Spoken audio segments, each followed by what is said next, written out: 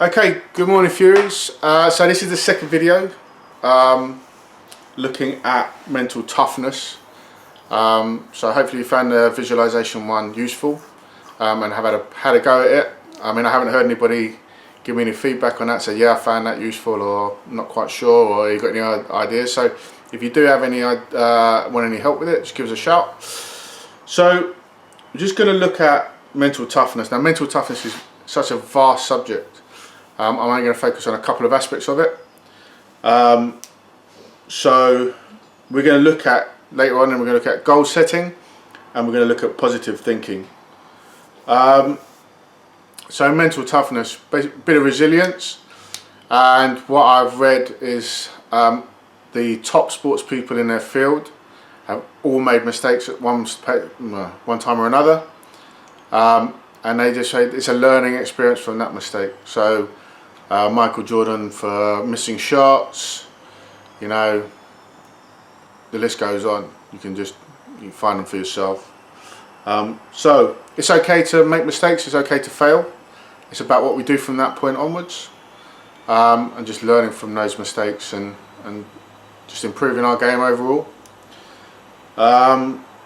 So first thing we need to do, we need to accept that it's happened.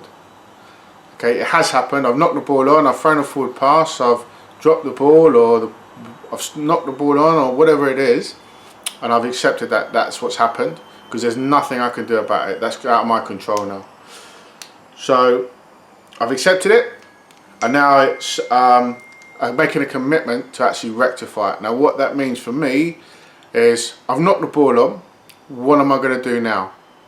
Or I've thrown a forward pass, what am I going to do now? How am I going to make sure that I don't do that again, or try to reduce that doesn't happen again?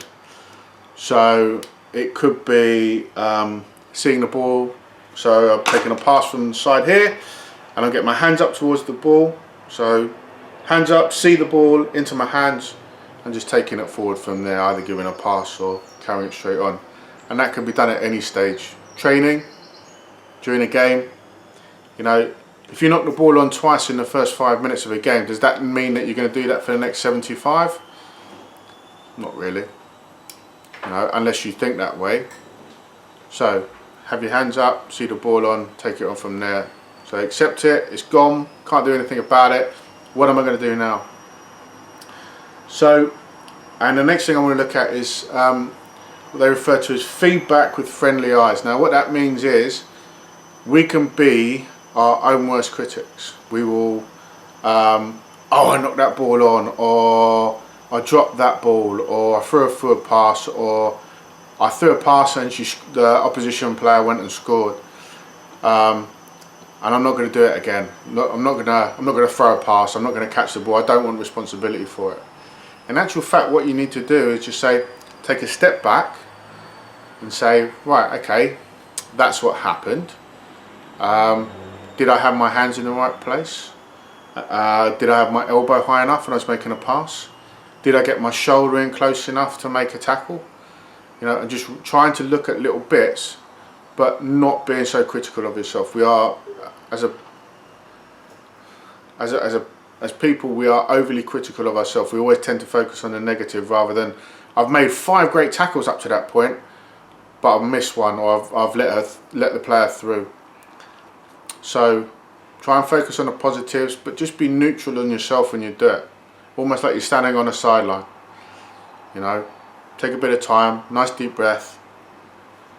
Okay, I missed a tackle because, and now I'm going to make sure I get my shoulder in nice and close, get my foot in nice and close, wrap my arms up, etc. Take it on from there.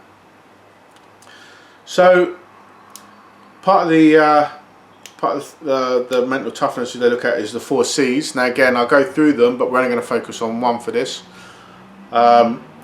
Challenge, commitment, control, and confidence. So we're going to look at confidence first, even though it says it underpins the other components. Okay, now you look at what gives you confidence. Now for me, confidence is given because I have an understanding. You know, I have a certain competence maybe. So let's take the tackling. Most people feel they're not confident in tackling. Now the way that you get confident is that you do it. And I don't mean you do it in a game, obviously. I mean that you practice it in a training, and the more and more you do it, the more and more you practice the right technique, the more confident you will gain in it, and then when it comes to a game time, you're more confident to make a tackle. So confidence comes from an understanding, you know, certain competence, but understanding what you are. If I understand what's required of me, then I will take that as I will have confidence in that. If it's unknown and I'm not sure, I won't have confidence. So, and also things like if the coach comes to me with feedback, which let's be honest, most coaches like to do. If I'm confident, I'm more likely to see that as an opportunity. Okay, if I'm not confident, if I'm lacking confidence, I might see it as a verbal attack, as a threat. So, you know, just accepting the way that as coaches, how we deliver that information, you know, if you can see the person's not confident or lacking a bit of confidence, if you then decide to give them some feedback, how they may interpret that. So having confidence makes you more likely to say, okay, I accept that, let's see how I can put it right. So we'll move on to the next bit, goal setting.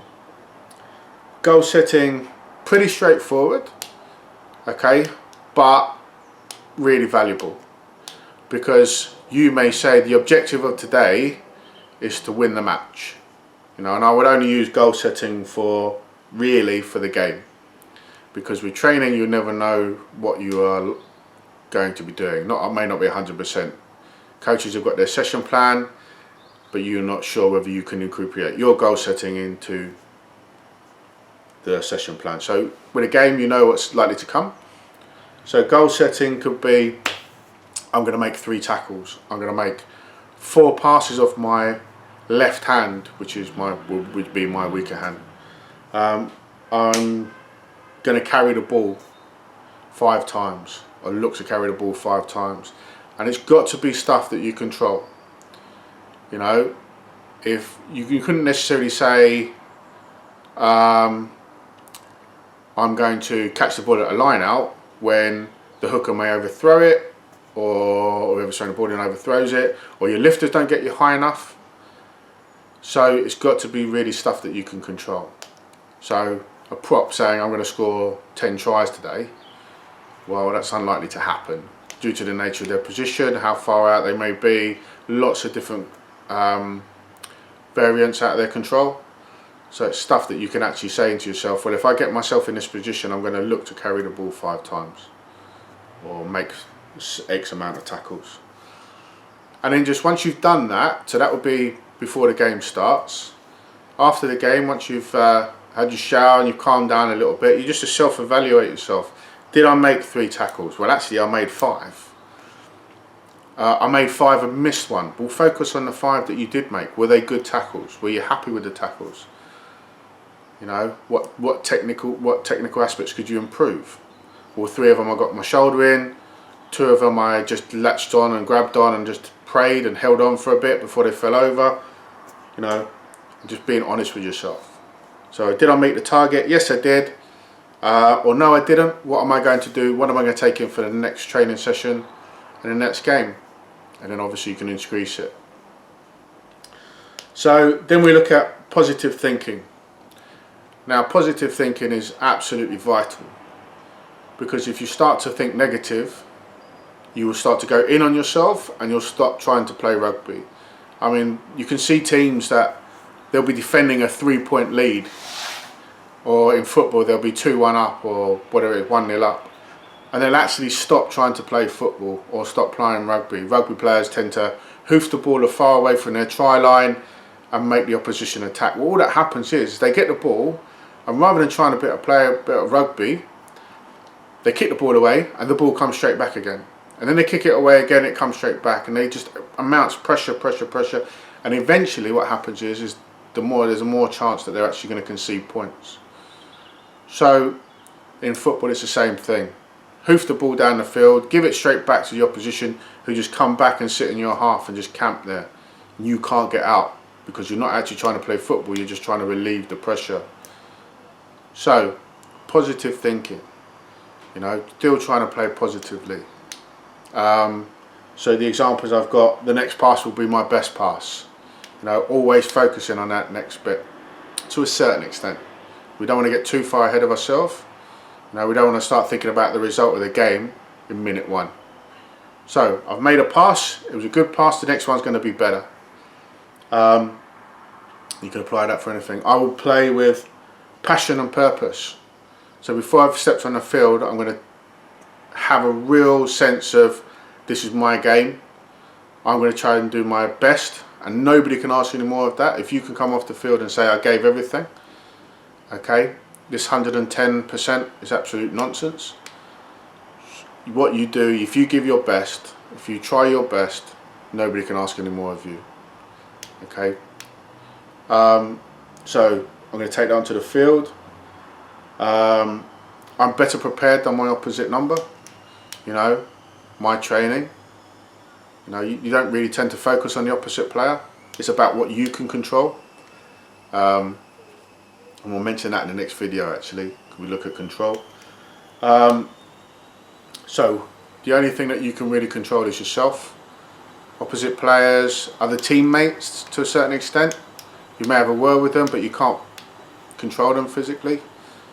The referee, the crowd, none of that's within your grasp. You can't do anything about those things. But what you can do is make sure that you are best prepared as you can be. We mentioned about forgetting mistakes as soon as they happen. You know, we learn from them, definitely, but we don't linger on them. If I knock the ball on twice in the first 5 minutes, and I go, well, that's it then, I don't want the ball now, I'm just going to let the ball go past me, or, you know, I'm not going to look to carry it if I've knocked it on. Well, that's the worst thing you can do. You know, because it happens, doesn't mean it's going to happen again unless you let it. Okay, so I've knocked the ball on, so what? Didn't do it on purpose. I'm just going to try and play from now on and just go through a few basics as we've mentioned before. What else have we got? That's pretty much it. So what I'm gonna, I've actually got a little, from one of the books, I've picked out a little story. Okay, not Roald Dahl quality, but you know, it's definitely appropriate. So it hasn't got a name, it just says, there's an old Cherokee legend known as the Tale of Two Wolves. A grandfather explains to his warrior grandson that there are two wolves within us. One wolf is positive and beneficial, while the other wolf is negative and destructive. These two wolves fight for control over us. The grandson is curious and asks, which wolf will win? The grandfather simply replies, the one you feed. Okay? To be honest, I think we'll end on that. So the next video, again looking at a bit more mental toughness, we'll look at anxiety management. From the 4 C's we'll look at control, as again we alluded to it earlier about what it is, and intensity, you know, what you can bring to the game or to training. Again, if you have any questions on this, I'll make the point again, I'm not an expert, it's just stuff that I've read, okay, and it's in my terms. So you may sit next to somebody that actually knows a hell of a lot more than I do, and they're going, what that guy is talking is nonsense. Well, please send them my way, I'll take it as feedback. But hopefully there's something in there. If you have any questions, get in touch. Otherwise, have a good day, and should have a new video out in a couple of days time. Okay, take care, bye bye.